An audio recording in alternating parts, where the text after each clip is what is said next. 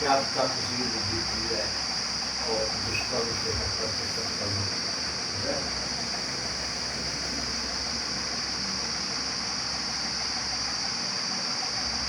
ये उद्देश्य है।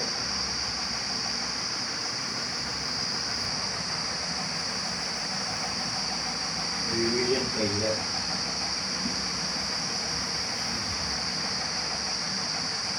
प्राणे ज्ञान मुद्राय कृष्णाय गीता में वासुदेव सुतम देवम कंस चारूर्मर्दम देवकी परमानंदम कृष्णम वंदे जगत गुरुम मौकम करोति वाचालम पंगुलंग ते गिरिं व्यक्तिपातहम वंदे परमानंद मागमम।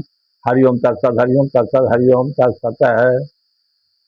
अब आगे हम श्रीमद् भगवद गीता के सूक्ष्म रूप से जो मर्म कहा गया है अध्यायों के बारे में, तो चौथे अध्याय तक तो हो गया है, पांचवा का मैं शुरू करने जा रहा हूं। यह है कर्म संन्यास योग नामक पांचवा अध्याय। श्रीमद् भागवत गीता में आप लोगों को मिलेगा। जब आप लोग कोई पुस्तक को देखेंगे मंगा करके श्रद्धा भक्ति से, तब आप लोगों को सब यही क्या मिलेगा। श्लोक संख्या 1 में संन्यास और निष्काम कर्मयोग में कौन श्रेष्ठ है, यह जानने के लिए अर्जुन का प्रश्न। श्लोक संख्या 2 में संन्यास की अपेक्षा निष्काम कर्मयोग की श्रेष्ठता का कथन। तीसरा में निष्काम कर्मयोग की प्रशंसा। मैं अगर श्लोक न कहूं, चौथा पांचवा तो आप मान जाइएगा। 4-5 में फल में सांख्य योग और निष्काम कर्मयोग की एकता। 6 में निष्काम कर्मयोग की अपेक्षा सांख्य योग के साधन में कठिनता का कथन। 7 में निष्काम कर्मयोगी कर्म करता हुआ भी लिपायमान नहीं होता, इस विषय का कथन है।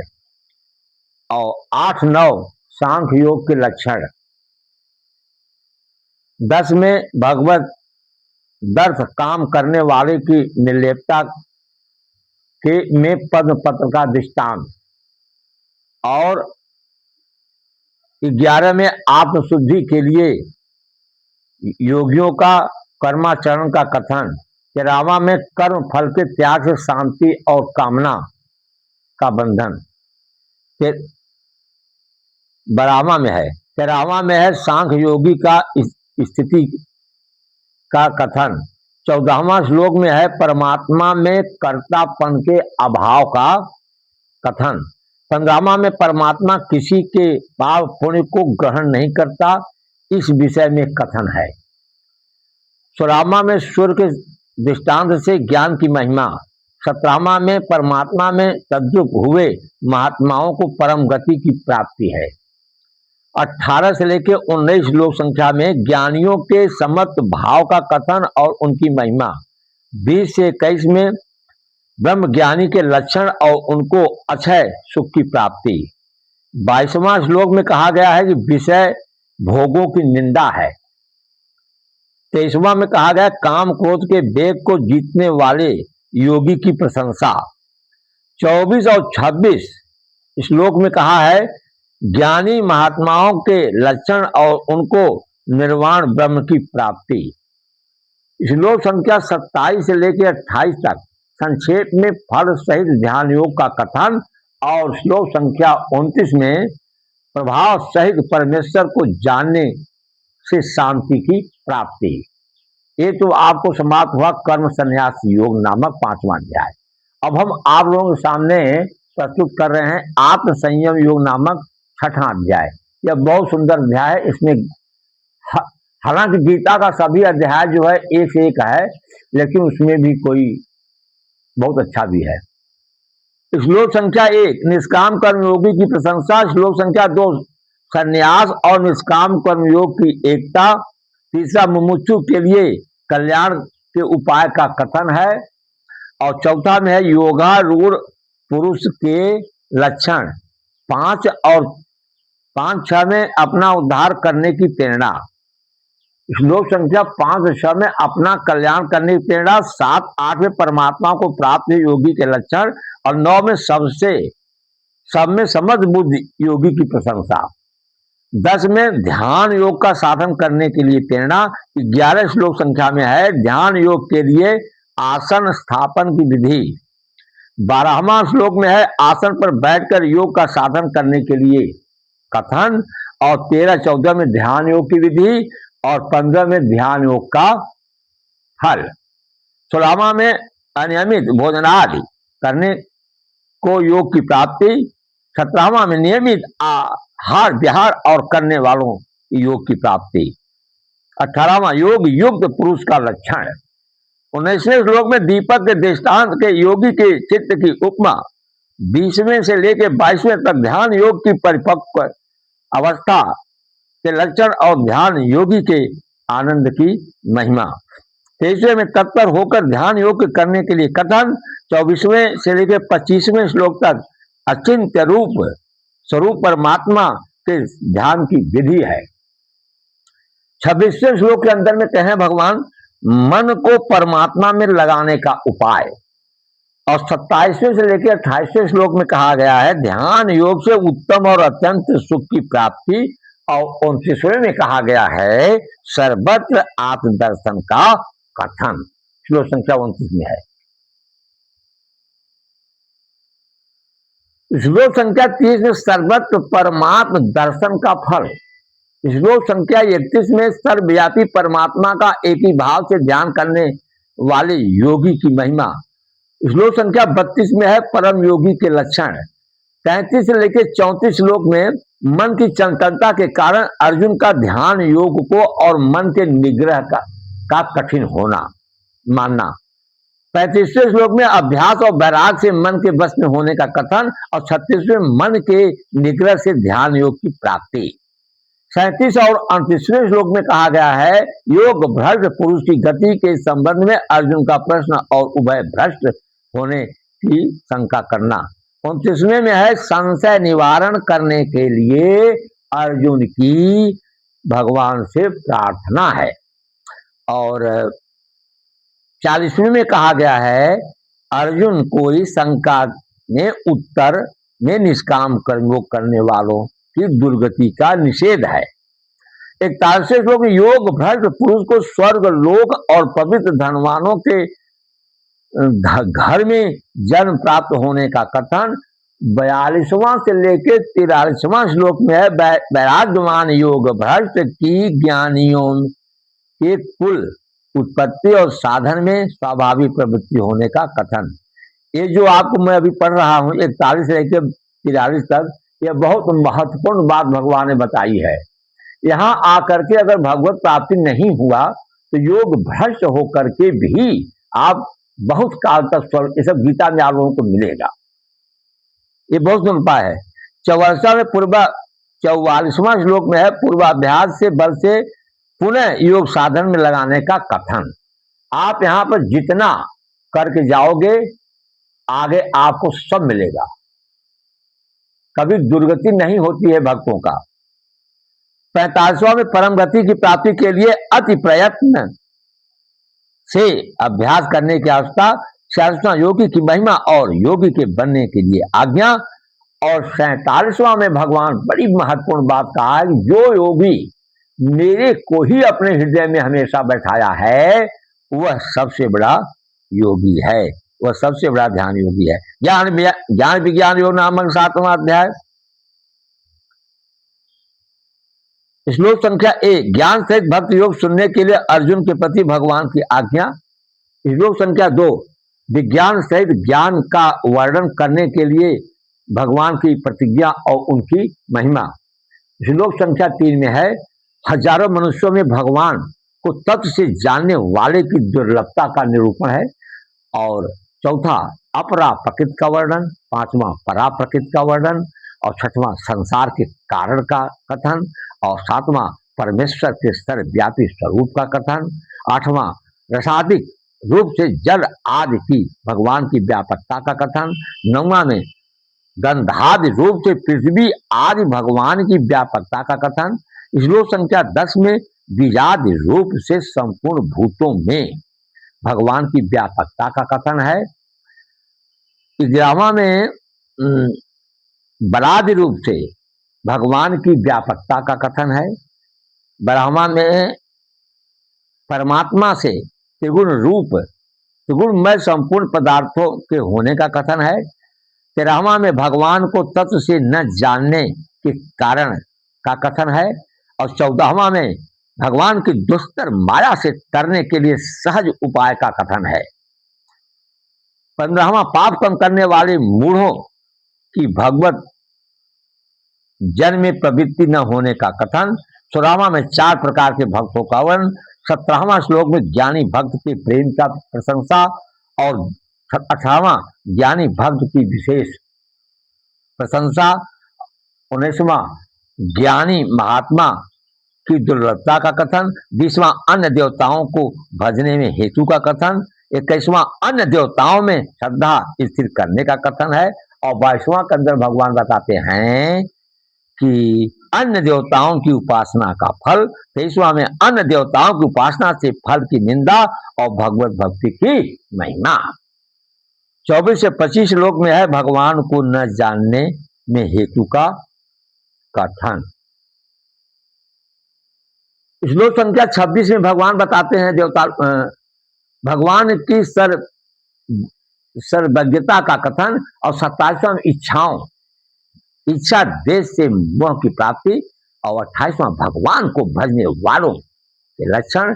और 29वां श्लोक में है ब्रह्म आध्यात्म और कर्म को जानने में भगवत शरण की प्रधानता। और 30वां श्लोक में कहा है अधिभूत, अधिदैव और अधियज्ञ सहित भगवान के जानने वालों की महिमा बताया गया है। अब यहां पर एक समाप्त होता है। अक्षर ब्रह्म योग नामक 8वां अध्याय प्रारंभ होता है। इसका सूक्ष्म योग 1 से 2 ब्रह्म आध्यात्म और कर्मादि के विषय में अर्जुन के 7 प्रश्न। श्लोक संख्या 3 ब्रह्म आध्यात्म और कर्म के विषय में अर्जुन के 3 प्रश्नों का उत्तर। श्लोक संख्या 4 अधिभूत, अधिदैव और अधियज्ञ के विषय में अर्जुन के 3 प्रश्न। श्लोक संख्या 5 में बताते हैं अंतकाल में भगवत स्मरण का फल। अर्जुन के 7वें प्रश्न का उत्तर हो गया। और 6वां अंतकाल में भगवत भावनानुसार गति होने का कथन। और 7वां श्लोक में है निरंतर भगवत चिंतन करते हुए युद्ध करने के लिए आज्ञा और उसका फल। 8 में है निरंतर चिंतन से परम दिव्य पुरुष की प्राप्ति। 9-10 में बताते हैं परम दिव्य पुरुष के स्वरूप का वर्णन और उसके चिंतन की विधि। 11वां में अक्षर स्वरूप परम पद की प्रशंसा। और 12 और 13वें श्लोक में क्या कहते हैं कि ध्यान योग की विधि से ओंकार का उच्चारण और भगवत स्वरूप का चिंतन करते हुए मरने वालों की परम गति होने का कथन। 14वें श्लोक में कहते हैं नित्य निरंतर भगवत चिंतन से भगवत प्राप्ति की सुलभता। और 15-16 में भगवत प्राप्ति का महत्व। 17वें में ब्रह्मा के दिन रात्रि की अवधि का कथन। 18वें 19वें में ब्रह्मा से संपूर्ण भूतों की बारंबार उत्पत्ति और प्रलय का कथन। श्लोक संख्या 20 में सनातन अव्यक्त परमेश्वर के स्वरूप का कथन। और 21वें में अव्यक्त अक्षर और परम गति के परम धाम की एकता। 22वां में कहा है अनन्य भक्ति से परम पुरुष परमात्मा की प्राप्ति। और 23वें श्लोक में शुक्ल कृष्ण मार्ग का विषय कहने के लिए भगवान की प्रतिज्ञा। 24वें में फल सहित शुक्ल मार्ग का कथन। और 25वें फल सहित कृष्ण मार्ग का कथन। और 26वें शुक्ल कृष्ण गति की अनादिता का कथन। और 27वें दोनों मार्गों को जानने वाले योगी की प्रशंसा। और 28वें श्लोक में कहा है तत्व से दोनों मार्गों को जानने का फल। तत्व से जानने का उसका एक अलग फल है। राज विद्या राजगुरु नाम 9वां अध्याय। श्लोक संख्या 1 विज्ञान सहित ज्ञान का कथन करने की प्रतिज्ञा। अध्याय नंबर श्लोक संख्या 2 विज्ञान सहित ज्ञान की महिमा। 3 विज्ञान सहित ज्ञान में श्रद्धा सहित मनुष्यों की जन्म मृत्यु की प्राप्ति। और 4-5 प्रभाव सहित भगवान के सर्वव्यापी स्वरूप का कथन। और 6वां आकाश के दृष्टांत से भगवान सर्वव्यापी के स्वरूप का कथन। और 7वां सर्वभूतों की उत्पत्ति और प्रलय का कथन। 8 नंबर श्लोक में सर्वभूतों की पुनः उत्पत्ति का कथन। 9वां में भगवान को कर्म न बांधने का हेतु कथन। भगवान को कर्म नहीं बांधते। 10वां में भगवान के सकाश से प्रकृति के द्वारा चराचर जगत की उत्पत्ति है। और 11वां में क्या कहते हैं, भगवान का तिरस्कार करने वालों की निंदा। और 12वां में राजसी आश्री प्रकृति वालों के लक्षण। 13वां में दैवी प्रकृति वाले महात्माओं की प्रशंसा। 14वां में उपासना की विधि। श्लोक संख्या 15 में उपासना के पृथक पृथक भेद। 16वां में पिता माताधिक रूप से भगवान के स्वरूप का कथन। 18-19 प्रभाव सहित भगवान के सर्वव्यापी स्वरूप का कथन। और 20 से 21 में सकाम उपासना का फल। 22 में निष्काम उपासना का फल। 23 में अन्य देवताओं की पूजा से अभिपूर्वक भगवत पूजन होने का निरूपण। देवताओं की पूजा जो अभिपूर्वक है। 24वां में भगवान को तत्व से न जानने वाले का पतन। भगवान को तत्व से न जानने वालों का पतन है, 24वें श्लोक में है। 25वें श्लोक में उपासना के अनुसार फल प्राप्ति का कथन। 26वें में भक्ति पूर्वक अर्पण किए हुए पत्र पुष्पाद को खाने के लिए भगवान की प्रतिज्ञा। 27वें में सर्व कर्म भगवान को अर्पण करने की आज्ञा। 28वें श्लोक में सर्व कर्म भगवान के अर्पण करने से परमेश्वर की प्राप्ति। 29वें श्लोक में भगवान के समत्व भाव का कथन और भजने वालों की महिमा। निरंतर 30 से 31 निरंतर भगवत भजन से महापापी का भी उद्धार होने का कथन। और 32 में भगवान के शरण होने से स्त्री वैश्य शूद्र और नीच योनि वालों का भी कल्याण। 33वें में ब्राह्मण और राजऋषि भक्तों की प्रशंसा और भगवत भजन की लिए आज्ञा। 34वें में क्या है, भगवान की भक्ति करने के लिए आज्ञा और उसका फल है। ये तो हुआ आपका 9वां अध्याय के बारे में। विभूत योग नामक 10वां अध्याय। श्लोक संख्या 1 परम स्वभाव युक्त वचन कहने के लिए भगवान की प्रतिज्ञा। श्लोक संख्या 2 सबका आज होने से मेरी प्रतिज्ञा की नहीं जानते इसका कथन। तीसरा श्लोक में है प्रभाव सहित परमेश्वर को जानने का फल। 4 और 5 में भगवान से बुद्धि आदि भक्तों भावों की उत्पत्ति का कथन। 6 में भगवान के संकल्प से सप्तर्षि और संकादिकों की उत्पत्ति का कथन। 7 में भगवान की विभूति और योग को तत्व से जानने का फल। 8वें श्लोक में भगवान के प्रभाव और समझकर भजने वालों की प्रशंसा। 9वां में क्या कहा गया है, भगवत भक्तों के लक्षण और उनके साधन का कथन। 10 और 11 में प्रीति पूर्वक निरंतर भजने का फल। 12-13 में अर्जुन द्वारा भगवान की स्तुति। और 14वें और 15वें में अर्जुन द्वारा भगवान के प्रभाव का वर्णन। 16वें में भगवान की विभूति को जानने के लिए अर्जुन की इच्छा। 17वें में भगवत चिंतन के विषय में अर्जुन का प्रश्न। 18वें में योग शक्ति और विभूत योग का विस्तार से कहने के लिए अर्जुन की प्रार्थना। 19वें में अपने दिव्य विभूतियों को कहने के लिए भगवान की प्रतिज्ञा। 20वें में सर्वात्म रूप से भगवान के स्वरूप का कथन। 21वें में विष्णु आदि विभूतियों का कथन। 22वें में सामवेद आदि विभूतियों का कथन। 23वें में शंकर आदि विभूतियों का कथन। 24वें में बृहस्पति आदि विभूतियों का कथन। 25वें में विष्णु आदि विभूतियों का कथन। और 26वें में अस्तत आदि विभूतियों का कथन। और 27वें में उच्च श्रवा आदि विभूतियों का कथन। और 28वें में वज्र आदि विभूतियों का कथन। और 29वें में अनंत आदि विभूतियों का कथन। 30 में प्रहलाद आदि विभूतियों का कथन। 31वें में पवन आदि विभूतियों का कथन। 32वें भगवान की योग विद्या का, योग शक्ति का और आध्यात्म विद्या विभूतियों का कथन। और 33वें में आकार आदि विभूतियों का कथन। और 34वें मृत्यु आदि विभूतियों का कथन। 35वें बेहद शाम आदि विभूतियों का कथन। 36वें में द्वितीय आदि विभूतियों का कथन। और 37वें में वासुदेव आदि विभूतियों का कथन। और 38वें दंड आदि विभूतियों का कथन। 39वें में सर्वरूप से प्रभाव सहित भगवान के स्वरूप का कथन। और 40वें में भगवत विभूतियों के अनंतता का कथन। 41वें में भगवान के तेज के अंश से संपूर्ण वस्तुओं की उत्पत्ति का कथन। और 42वें में जाकर के कह रहे हैं कि भगवान की योग शक्ति के एक अंश से संपूर्ण जगत की स्थिति का कथन। विश्व रूप दर्शन योग नामक 11वां अध्याय शुरू करने जा रहा हूं। श्लोक संख्या 1। अपने मुंह को निवृत्त मानते हुए अर्जुन द्वारा भगवत वचनों की प्रशंसा।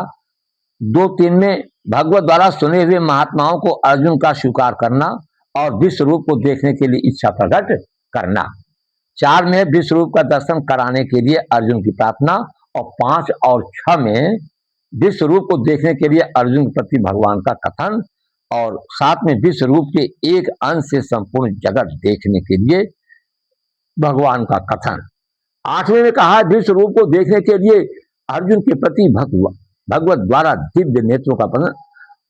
9 में कहा गया अर्जुन के प्रति भगवान द्वारा अपने विश्व रूप का दिखाया जाना। 11वां श्लोक में संजय द्वारा विश्व रूप का वर्णन।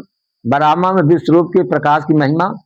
13वां श्लोक में अर्जुन का विश्व रूप में संपूर्ण जगत को एक जगह स्थित देखना और 14वां विश्व रूप का दर्शन करके अर्जुन का विस्मित होना और 15वें श्लोक में कहा विश्व रूप में देवता और ऋषि आदि को देखना। 16वें श्लोक में कहा गया है कि विश्व रूप को अनेक बाहु और उदर आदि से युक्त देखना और 17वां विश्व रूप को किरीट कुंडल गदा चक्र आदि से युक्त देखना और 18वां में कहा गया है विश्व रूप की स्तुति और 19वें में अनंत सामर्थ्य और प्रभाव युक्त विश्व रूप का दर्शन और 20वें में अद्भुत विराट रूप से 20वें श्लोक में क्या है अद्भुत विराट रूप से संपूर्ण जगत को व्याप्त देखना।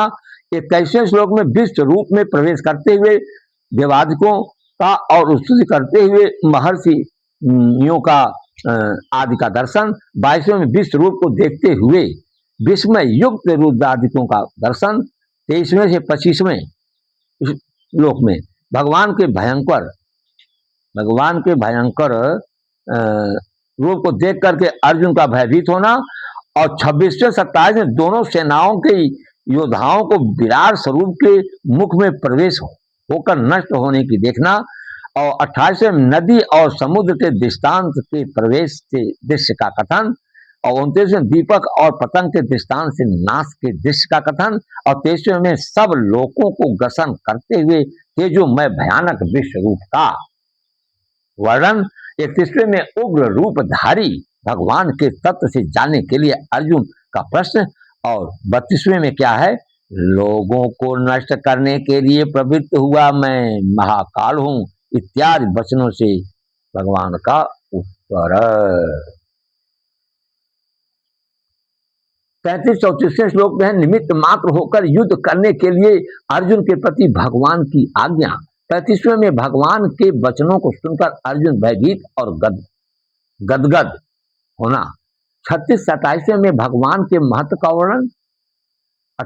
36वें 27 है माफ कीजिएगा भगवान का महत्व वर्णन है। 38वें और 39वें में क्या है अनंत रूप परमेश्वर की स्तुति और बारंबार नमस्कार। 40वें में सर्व ओर से भगवान को नमस्कार और उनको अनंत सामर्थ्य का कथन। 41वें में अपराध की क्षमा के लिए अर्जुन की प्रार्थना। 43वें भगवान के अतिशय प्रभाव का कथन। 44वें प्रसन्न होने के लिए और अपराध सहने के लिए अर्जुन की प्रार्थना अर्जुन के लिए प्रार्थना। 45वें और 46वें में कहा है चतुर्भुज रूप दिखाने के लिए अर्जुन की प्रार्थना। 47 और 48वें श्लोक में कहा है भगवान के द्वारा अपने विश्व रूप का प्रशंसा। 49 में अर्जुन को धीरज देकर अपना चतुर्भुज रूप दिखाया। 50वें में कहा गया है चतुर्भुज रूप दिखाने के लिए उपरांत सौम्य रूप होकर के अर्जुन को पुनः धीरज देना। और 91 में क्या है 51 में भगवान के मनुष्य रूप देखकर अर्जुन का शांति रूप होना। और 52-53 में चतुर्भुज रूप के दर्शन की दुर्लभता और प्रभाव का कथन। और 54वें श्लोक में कहा गया है अनन्य भक्ति से भगवत प्राप्ति की सुलभता का कथन। और 55 में कहा गया है अनन्य भक्त के लक्षण और उनको परमात्मा की प्राप्ति का कथन। मेरे पुण्यात्माओं आप लोगों को हम दूसरा वीडियो के द्वारा भगवान श्री कृष्ण की इच्छा से आगे और भी है सूक्ष्म रूप का जो जैसा पढ़ रहा था वही है। हरिओम तत्सत हरिओम।